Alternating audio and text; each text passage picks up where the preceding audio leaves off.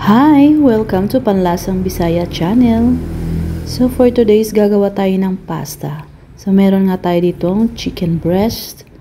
At titimplahan lang natin ito ng asin, paminta, at maglagay rin ako dito ng sweet paprika. So ayan, at haluin lang natin siya. Imamarinate natin siya ng mga 30 minutes. Kapag na-marinate na, dito sa ating kawali maglagay tayo ng olive oil at saka maglagay tayo ng butter, unsalted butter. Tutunawin lang natin siya.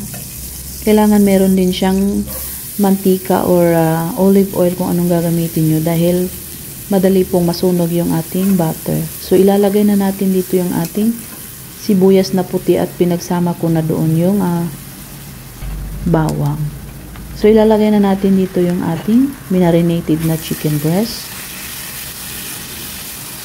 Napakasimpleng pasta lang ito na lagi nyo kinakain sa mga mamahaling restaurant. Kaya hindi ko muna itutosta yung ating chicken breast para hindi siya matigas. Mas masarap pa din yung juicy na chicken breast. Tapos, ilalagay ko na rin dito yung ating pesto sauce. Hahaluin lang natin siya.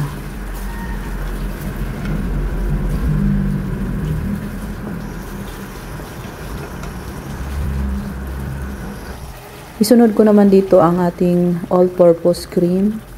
2 pack ang ilalagay ko para mas sobrang creamy yung ating pasta sauce. Ayan, napakabango niya. Kung kayo ay mahilig nito, talagang luto kayo nito dahil masarap siya at bilis lang gawin. Ilalagay ko na rin dito yung ating pasta. So, niluto ko na yung ating pasta.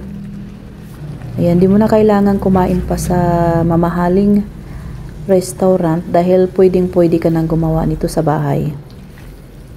So, ayan, kung ikaw ay bago ka pa lang dito sa aking YouTube channel, huwag mong kalimutan pindutin yung ating bell button para palagi kayong updated sa ating mga simpleng binabahagi dito sa ating channel. So, naglalagay lang ako dito ng mozzarella cheese.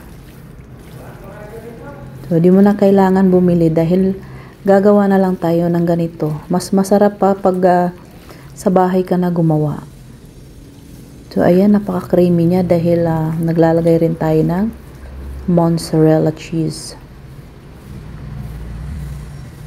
Makakatakam yung ating pasta.